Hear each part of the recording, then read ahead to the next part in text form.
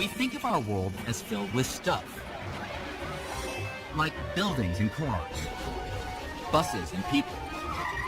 And nowhere does that seem more apparent than in a crowded city like New York. Yet, all around the stuff that makes up our everyday world is something just as important, but far more mysterious. The space in which all this stuff exists. To get a feel for what I'm talking about, let's stop for a moment and imagine. What if you took all this stuff away? I mean all of it. The people. The cars and buildings. And not just the stuff here on Earth, but the Earth itself. What if you took away all the planets, stars, and galaxies? And not just the big stuff, the tiny things, down to the very last atoms of gas and dust. What if you took it all away?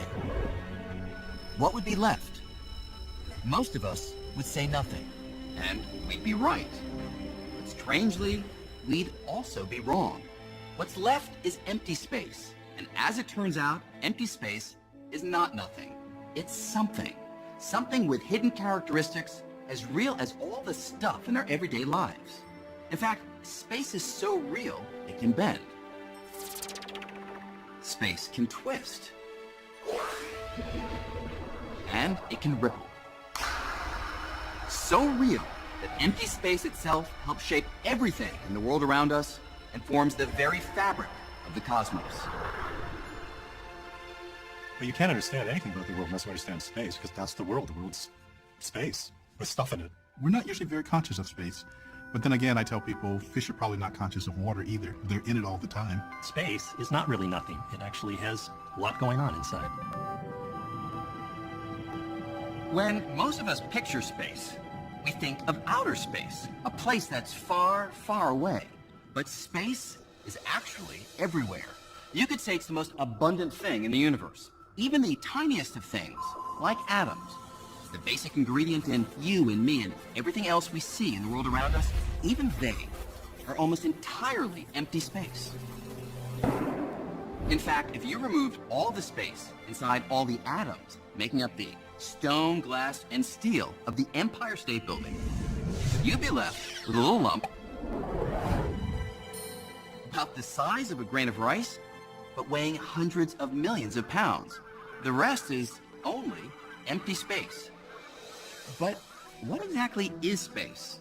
I can show you a picture of Spain, of Napoleon, of my Uncle Harold. But space, it looks like this. Nothing.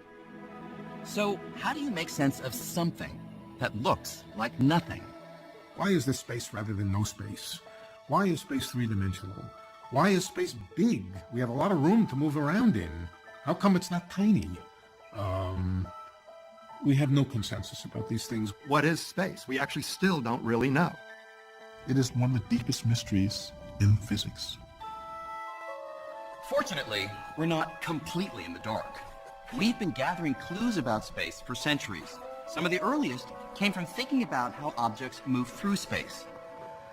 To get a feel for this, take a look at that skater. As she glides across the rink, she's moving in relation to everything around her, like the ice. And when she goes into a spin, not only can she see that she's spinning, she can also feel it. Because as she spins, she feels her arms pulled outward. But now let's imagine that you could take away all the stuff around her, from the rink to the most distant galaxies. So the only thing left is the skater spinning in completely empty space. If the skater still feels her arms pulled outward, she'll know she's spinning. But if empty space is nothing, what is she spinning in relation to? Imagine you're that skater. When you look out, you don't see anything. It's just uniform, still blackness all around you. And yet, your arms are being pulled outwards. So you say to yourself, what could I be spinning with respect to? Is there something out there that I'm not seeing? Trying to answer questions like these, scientists came up with a bold new picture of space. And the key was to make something out of nothing.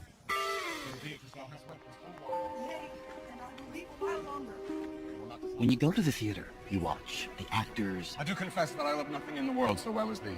the scenery, the story. I protest I love thee. Then, God forgive me. What offense, sweet beauty? But there's something important here that you won't find mentioned in the playbill. Something we hardly ever notice.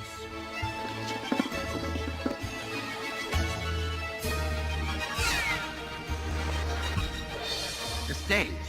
It's an absolutely vital part of the show, and yet most of us, we don't even give it a second thought. But Isaac Newton, he did. This is how the father of modern science pictured space, as an empty stage. To Newton, space was the framework for everything that happens in the cosmos, the arena within which the drama of the universe plays out. And Newton's stage was passive, absolute, eternal, and unchanging. The action couldn't affect the stage, and the stage couldn't affect the action. By picturing space in this way, Newton was able to describe the world as no one had ever done before. His unchanging stage allowed him to understand almost all motion we can see around us, yielding laws that can predict everything from the way apples fall from trees to the path the Earth takes around the sun. These laws work so well that we still use them for the things we do today, from launching satellites to landing airplanes. And the laws all hinge on one radical idea. Space is real. Even though you can't see it or smell it or touch it, space is enough of a real physical thing to provide a benchmark for certain kinds of motion, like a skater. Newton would say that when she spins, her arms splay out because she is spinning with respect to something. And that something is space itself. Philosophers have been debating the nature of space for a very long time. What Newton does is change the terms of the debate. And with that, essentially modern science gets born. Newton's stage was a huge hit. It enjoyed the limelight for over 200 years. But in the early decades of the 20th century, a new set of ideas emerged that shook Newton's stage to its very foundation. Ideas put forward by a young clerk working in a Swiss patent office. His name? Albert Einstein. Einstein grew up in the late 1800s, at the dawn of the age of electricity. Electric power was lighting up cities, giving rise to all kinds of technologies Newton could never have imagined. All of these developments tapped into something that had captivated Einstein since he was a child. Light. Not light bulbs and street lamps, but the very nature of light itself. And it was his fascination with one particularly weird feature of light, its speed, that would lead Einstein to overturn Newton's picture of space. To see how, let's take a ride.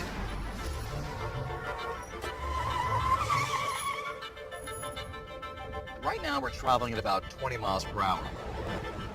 To go faster, all the driver needs to do is step on the gas, and the cab speed changes. Now, you can feel that change, but you can also see it on the cab speedometer or on one of those radar speed signs. Okay, you can slow it down now. But now imagine that instead of measuring the speed of the cab, you have a radar sign that measures the speed of the light coming off its headlights. That sign would measure the light traveling at an astounding 671 million miles an hour. Now, when the cab starts moving, you'd think that the speed of the light would increase by the same amount as the car. After all, you'd think that the moving cab would give the light an extra push. But surprisingly, that's not what happens. A radar sign or any measurement of light speed will always detect light traveling at 671 million miles per hour, whether the cab is moving or not. But how could this be? How could all measurements of light speed always come out the same? If you're running at a wall, it's coming at you faster than if you're standing still with respect to that wall. But that's not true with light. The speed of light is the same for everybody. That's really extraordinary.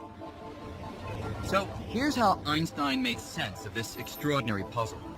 Knowing that speed is just a measure of the space that something travels over time, Einstein proposed a truly stunning idea. that space and time could work together, constantly adjusting by exactly the right amount, so that no matter how fast you might be moving when you measure the speed of light, it always comes out to be 671 million miles per hour. To respect that absolute quality about light, time had to cease to be absolute, space had to cease to be absolute, and those two had to become relative in such a way that they slosh between each other. If space and time being flexible sounds unfamiliar, it's only because we don't move fast enough in everyday life to see it in action. But if this cab could move near the speed of light, the effects would no longer be hidden. For example, if you were on a street corner as I went by close to the speed of light, you see space adjusting so that my cab, it would appear just inches long. And you'd also hear my watch ticking off time very slowly. But from my perspective, inside the cab, my watch would be ticking normally, and space in here would appear as it always does. But when I look outside the cab, I'd see space wildly adjusting, all to keep the speed of light constant. So with Einstein, time and space are no longer rigid and absolute. Instead, they meld together with motion, forming a single entity that came to be called space-time. I think as we live our life every day, we live with the Newtonian picture of space and time. It's something that we are comfortable with. But Einstein was able to make reason conquer sense. That really was the genius of Einstein. This notion that space and time are unity, to me, is one of the greatest insights that has ever occurred in science. It's so counterintuitive to everything we've ever experienced as human beings. And in the hands of Albert Einstein, this new picture of space would solve a deep mystery having to do with the most familiar force in the cosmos: gravity. Newton knew that gravity is a force that attracts objects to each other, and his laws predicted the strength of this force with fantastic precision. But how does gravity actually work? How does the Earth pull on the moon across hundreds of thousands of miles of empty space? They behave as if they're connected by some kind of invisible rope. But everyone knew that wasn't true. And Newton's laws provided no explanation. Einstein found that no Band-Aid patches would fix Newtonian gravity. He had to invent a mechanism for it. He had to understand it. After puzzling over this problem for more than 10 years, Einstein reached a startling conclusion. The secret to gravity lay in the nature of space-time. It was even more flexible than he had previously realized. It could stretch like an actual fabric. This was a truly radical break from Newton. Think of this table as space-time, and think of these balls as objects in space. Now, if space-time were nice and flat, like the surface of this table, objects would travel in straight lines. But if space is like a fabric that can stretch and bend, well, this may seem a little strange. But watch what happens if I put something heavy on the stretchy space-time fabric. Now, if I take my shot again, the ball travels along an indentation in the fabric that the heavier object creates. And this, Einstein realized, is how gravity actually works. It's the warping of space-time caused by the objects within it. In other words, gravity is the shape of space-time itself. The moon is kept in orbit not because it's pulled to the Earth by some mysterious force, but rather because it rolls along a curve in the space-time fabric that the Earth creates. With Einstein, space became not only real, but flexible. So suddenly space had properties, suddenly space had curvature, suddenly space had a flexible kind of geometry, almost like a rubber sheet. It opens up a whole new way of thinking about reality that describes the entire universe. Einstein becomes Einstein because of that observation. Where Newton saw space as passive, Einstein saw it as dynamic. It's interwoven with time, and it dictates how things move. So, after Einstein, space can no longer be thought of as a static stage. It's an actor, and it plays a leading role in the cosmic drama.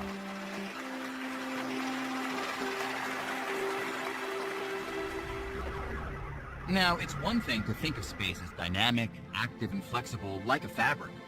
But is it really? Is this just a metaphor, or does it actually describe what space is?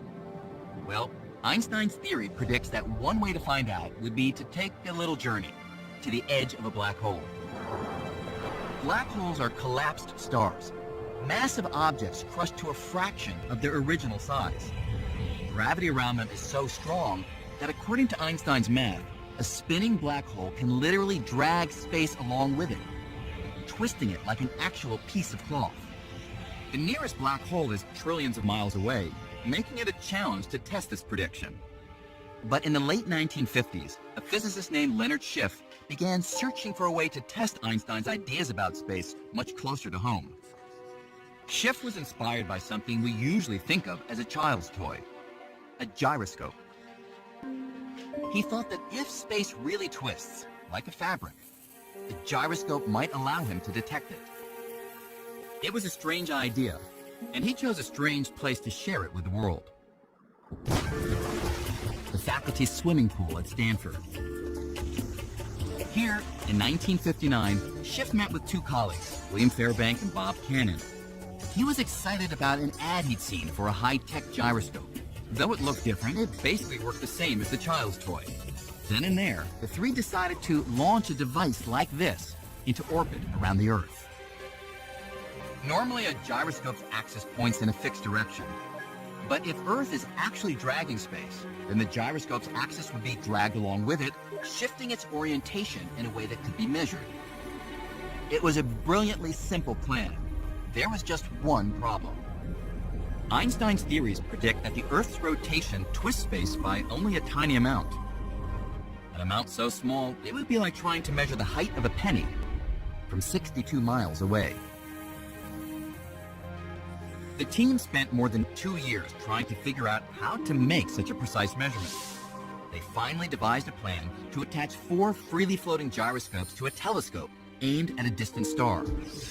If space twists, then over time, the gyroscopes would no longer point at the star since they'd get caught up in the swirl of space.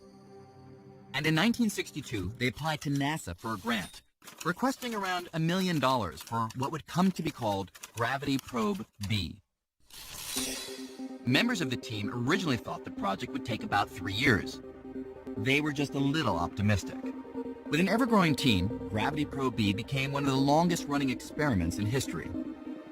Decade after decade was spent trying to realize the original vision, which meant launching a telescope into space and building gyroscopes that were among the smoothest objects ever created. The technology is just frightening. It was like the carrot on the front of the mule. It was like it was always 5 to 10 years away when we could do this. And it was 5 to 10 years away for about 35 years. Consuming more than 4 decades and $750 million, the project was nearly canceled by NASA 9 times.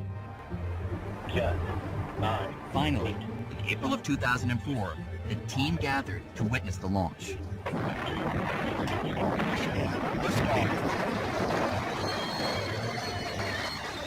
Of the 3 men who sat by the pool back in 1959, only one was alive to see it. And there we were, watching. It's a terribly exciting moment in your life. Just a thrilling experience. It was flawless. 10,000 things did not go wrong. For over a year, Gravity Probe B orbited the Earth while the team nervously monitored its every move, trying to see if the Earth would actually twist space. Finally, the data began to trickle in, and there was a problem. The gyroscopes were experiencing a tiny, unexpected wobble, and to clean up the data would cost millions. With funds running out, it looked like nearly half a century of work was about to go down the drain. Then, at almost the last possible moment, 2 sources of additional funding emerged. The son of original team leader William Fairbank, who made a private donation, and Turki Al-Saad, a member of the Saudi royal family with a degree in aeronautics from Stanford, who arranged for a large grant. Over the next 2 years, the problem with the data was solved, revealing that the axes of the gyroscope shifted by almost exactly the amount predicted by Einstein's equations. I think it's the first time that you can actually see Einstein's effect, his drift, with the naked eye. This experiment provides the most direct evidence ever found that space is something real, a physical entity like a fabric. After all, if space were nothing, there would be nothing to twist. But at the same time that Albert Einstein was investigating space on the largest of scales, another band of physicists was probing the universe on extremely tiny scales.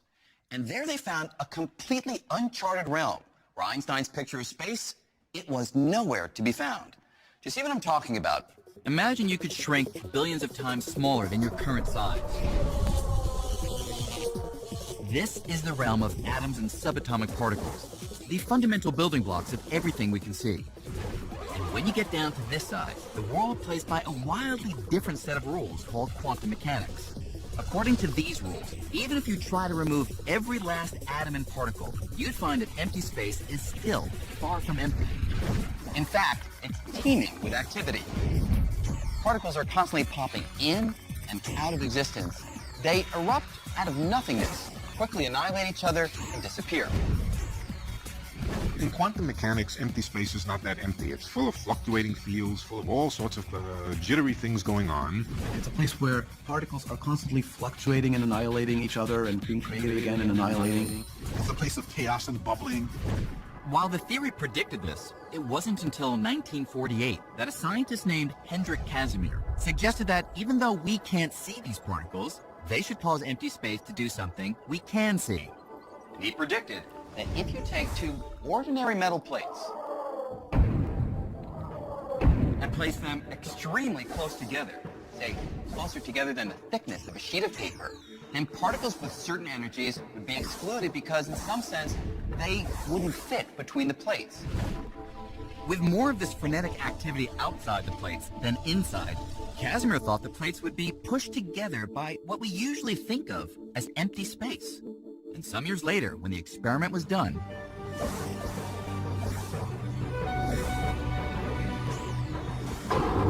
Casimir was proven right. In empty space, the plates were pushed together.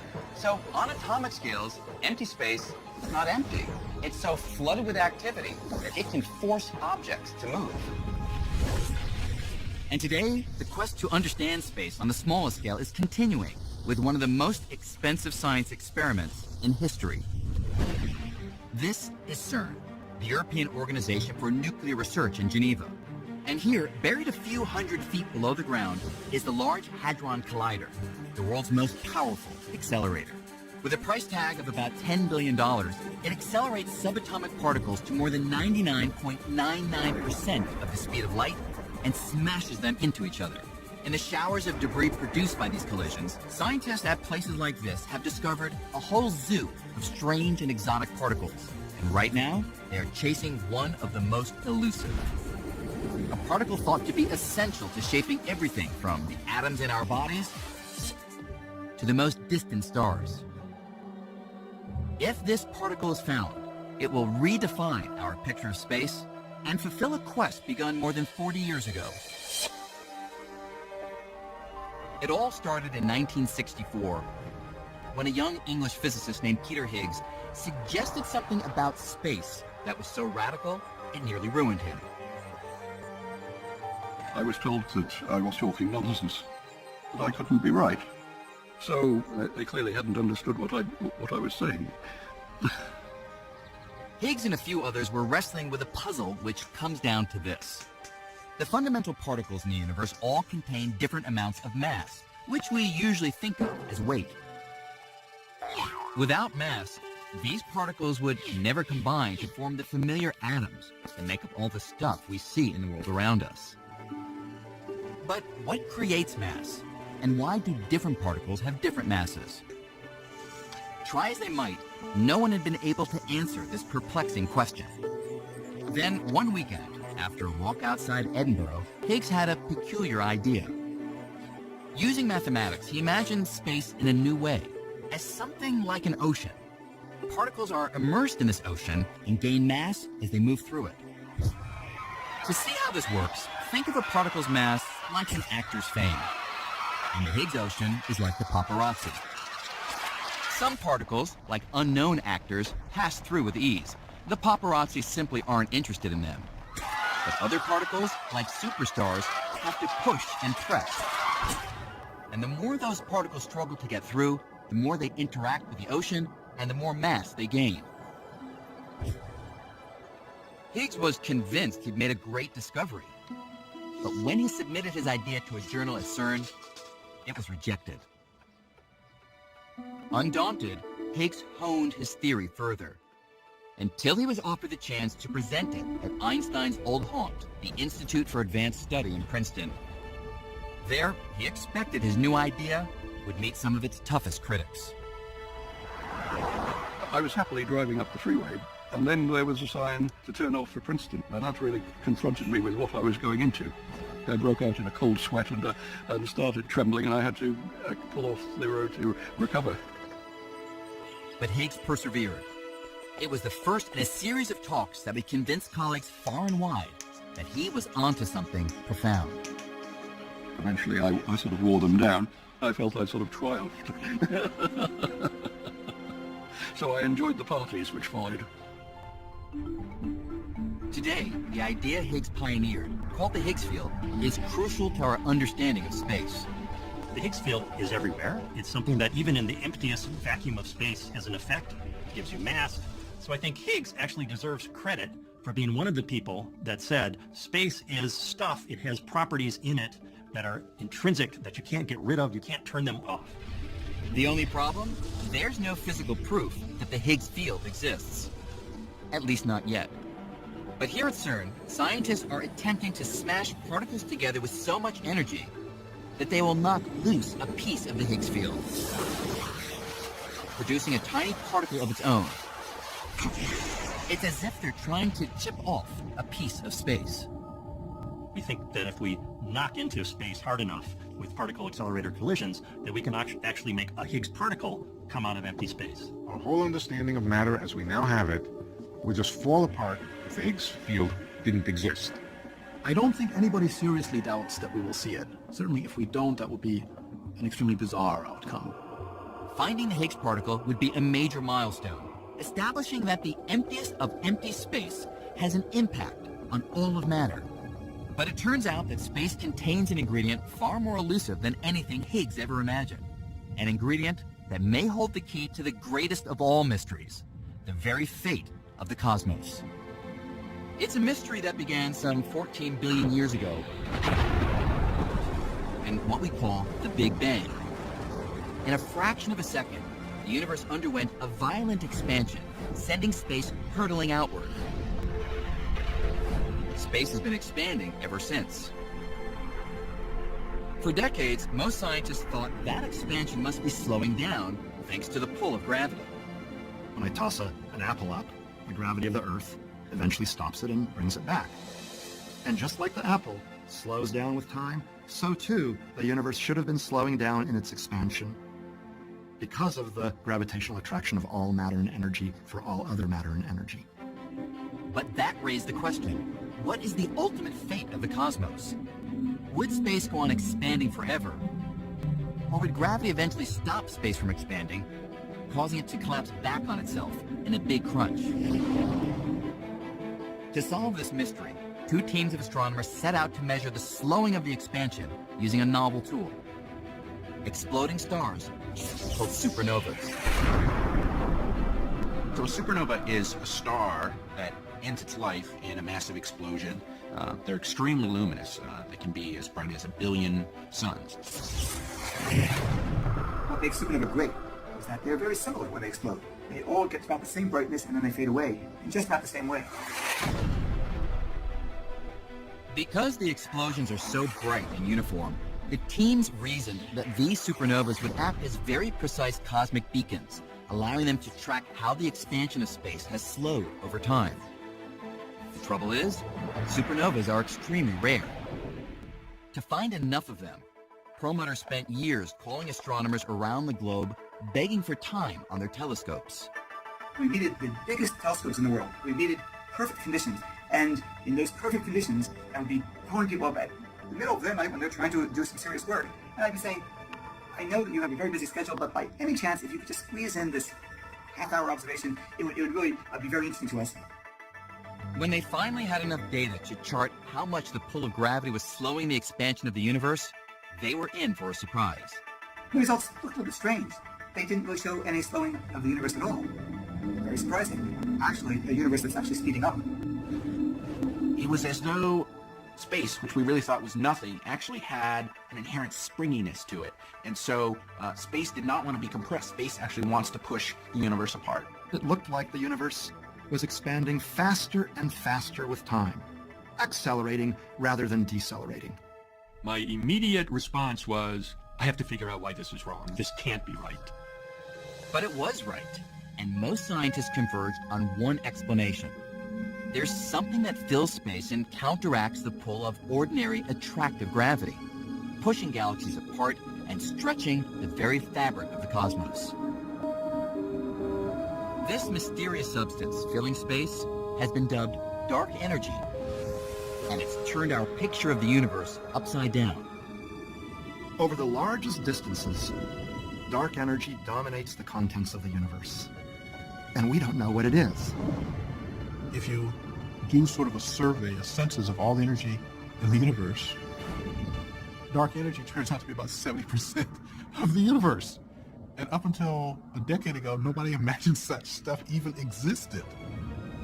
So in essence, the weight of empty space itself is 70% of the weight of the entire universe. That's roughly the same percentage of Earth's surface that's covered by water. Imagine we didn't know what water is. That's where we stand with dark energy. We're really clueless about how to explain it. We have all of this fancy scientific apparatus of quantum mechanics and relativity and particle physics that we've developed in the last 100 years, and none of that works to explain dark energy. And the discovery of dark energy held another surprise. The idea that the universe contained such an ingredient had actually been cooked up 80 years earlier. I'll let you in on a little secret. Although he didn't call it dark energy, long ago Albert Einstein predicted that space itself could exert a force that would drive galaxies apart. You see, shortly after discovering his general theory of relativity, his theory of gravity, Einstein found that, according to the mathematics, the universe would either be expanding or contracting, but it couldn't hover at a fixed size.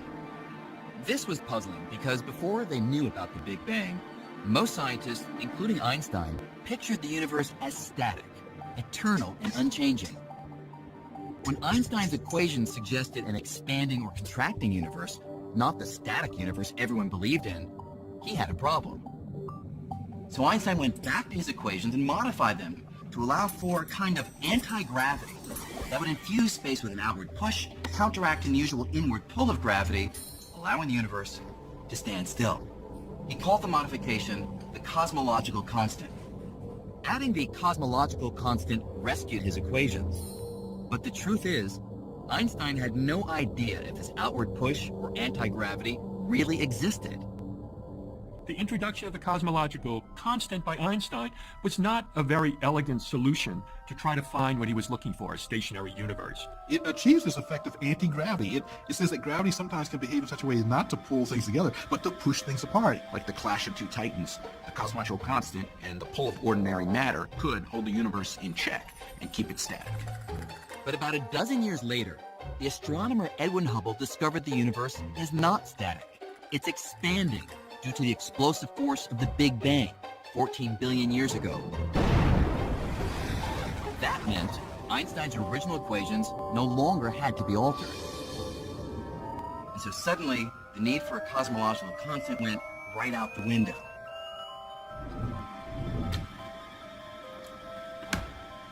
Thank you. Einstein is said to have called this his biggest blunder. But here's the thing. With the recent discovery that the expansion of the universe is accelerating, scientists are convinced that there is something in space that is pushing things apart. So 70 years later, Einstein's biggest blunder may rank among his greatest insights. It was something that nobody else was thinking about, but it might be that Einstein's cosmological constant is the key to understanding the expansion of the universe as we see it today. Though no one knows what dark energy actually is, it raises an astounding and troubling possibility. Einstein pictured the strength of his anti-gravity as constant. But is the strength of dark energy constant? And what if it changes over time? The answer could overturn everything we thought we knew about the fate of the cosmos. At the moment, everything in our world, from the molecules making up my body to the molecules making up the moon, is held together by forces that overwhelm the outward push of dark energy, and that's why we don't see things expanding in our everyday lives. But that situation might not last forever. In one scenario, dark energy will continue to push the galaxies farther and farther apart until ultimately they'd be pushed so far apart that the universe would become a cold, dark, and lonely place. In another scenario, the strength of dark energy might increase over time, becoming so strong that it would tear apart everything within the galaxies, from stars to planets to matter of all kinds. If the dark energy grows with time, then ultimately even atoms will get ripped apart when there's enough dark energy between the nuclei and the electrons to rip space apart. A big rip.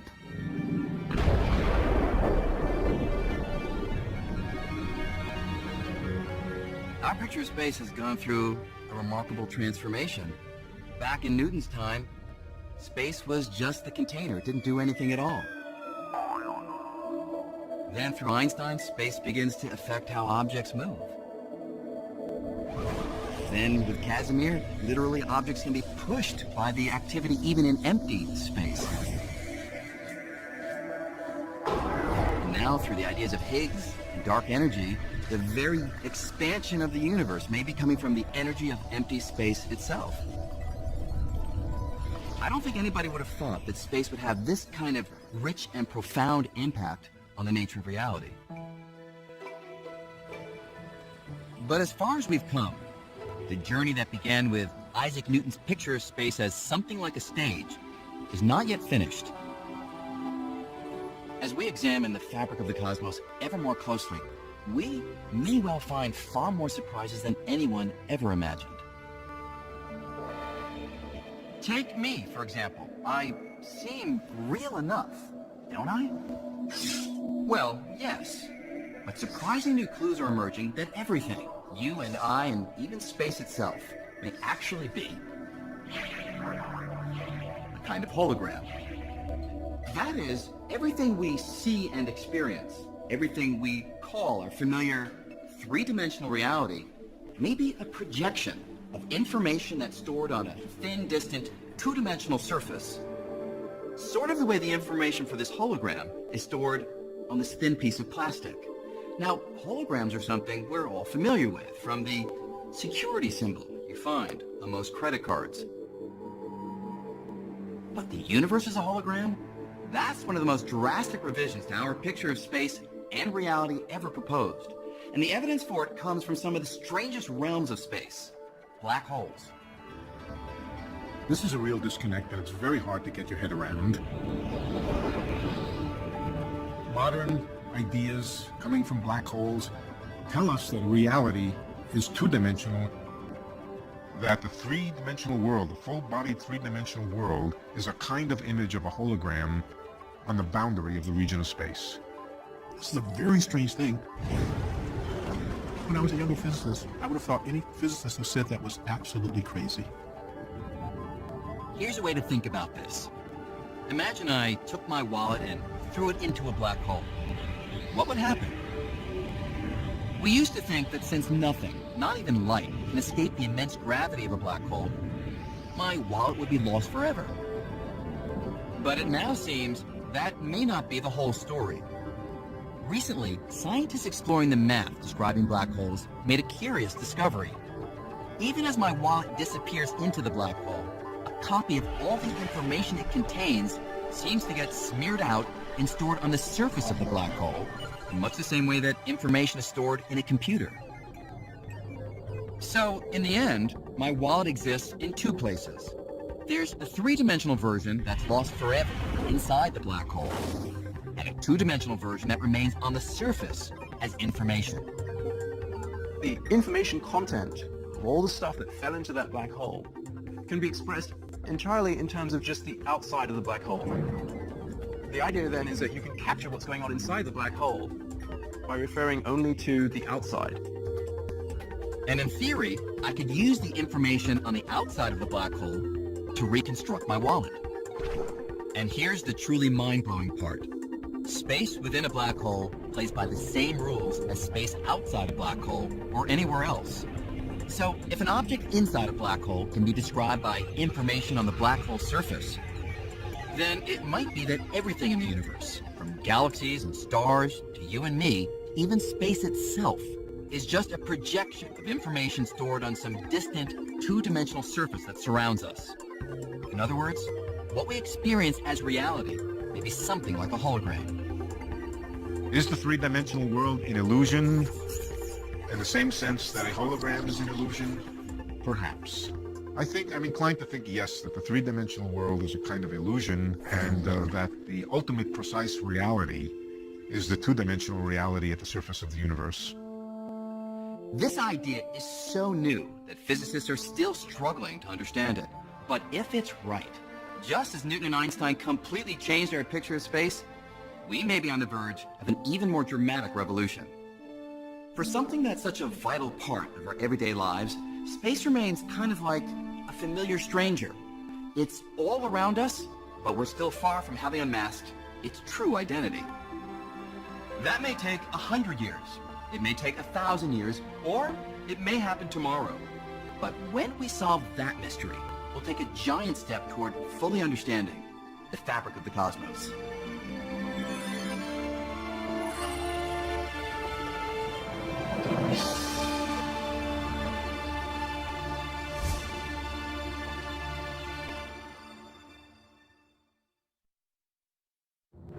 Major funding for NOVA is provided by David H. Koch and Discover New Knowledge. HHMI. and by the Corporation for Public Broadcasting, and by contributions to your PBS station from viewers like you. Thank you. Major funding for the fabric of the cosmos is provided by the National Science Foundation, where discoveries begin.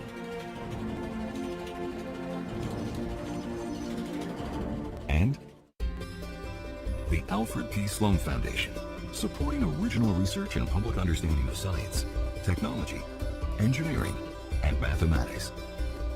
Additional funding is provided by the Arthur Vining Davis Foundations, dedicated to strengthening America's